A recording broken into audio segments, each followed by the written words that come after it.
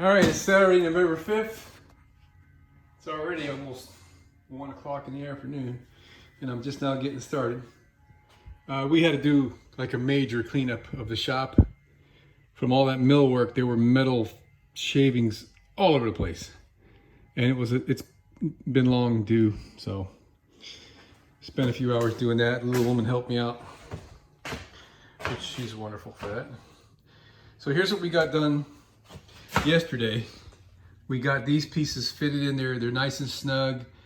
It's just absolutely perfect in every way, except it would be great if we were about 1/8 of an inch more space, because this hits right there. It might be fine just how it goes, just touching that when I am all said and done, but it's kind of hard to tell. So the first thing we got to do is we got to modify the front of this bracket to get around this. And I've already thought and said every possible way that we could modify whatever, because this has got to move that down, right, to release this, which I just did. So the best thing I can come up with is just cutting the front of the seat base, and then we're going to weld up our own front end on there. Well, we got our table saw set up. I was actually contemplating using the bandsaw, and decided against it because it's going to be too hard to get clamped in there.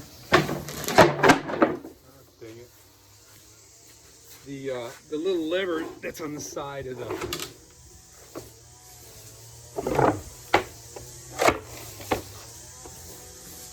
little lever over here gets in the way.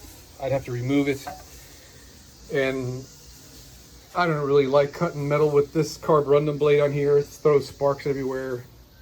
It makes kind of a mess, but it's just one cut. So we're gonna don our earplugs and our face shield, and we're going to cut the end of that thing off, and then we're going to go do another test fit.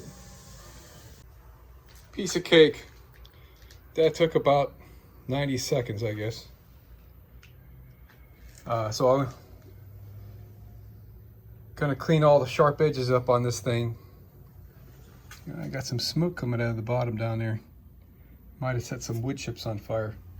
That's one of the reasons why I don't like to cut metal on this thing, because there's a lot of sawdust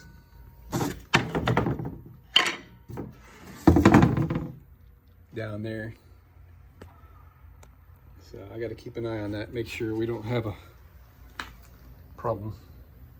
I could have cut off more, and I probably will cut off a little bit more, but I'm going to leave it here for now because that's hitting right there. It's just barely hitting, but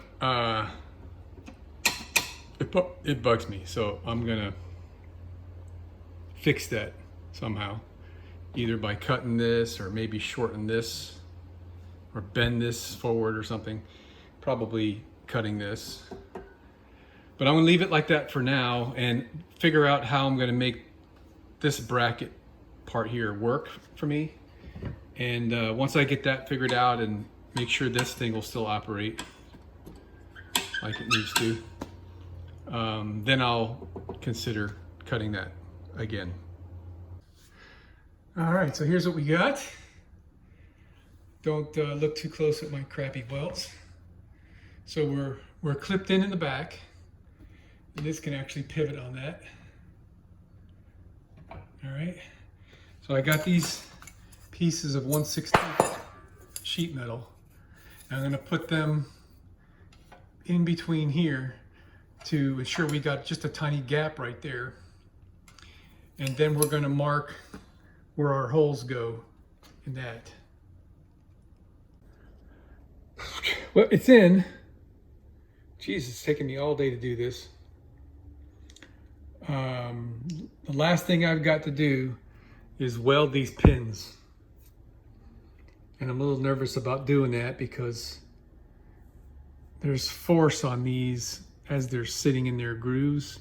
So they're kind of, you know, leaning a little bit one way and the other. And there's no way I can weld this with the seat right here next to me because I'll definitely melt holes in the damn thing. So we're just gonna have to wing it.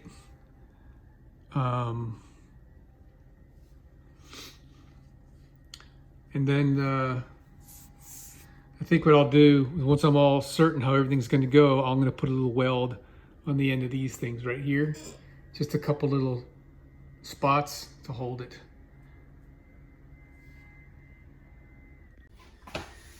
Okay, it's a little hard to get in there because this is not exactly how it's supposed to be installed in the vehicle.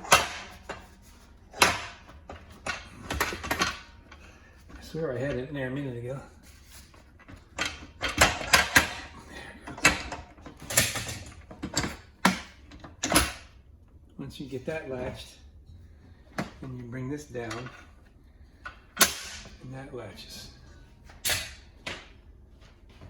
And it's in. And it's pretty solid, man.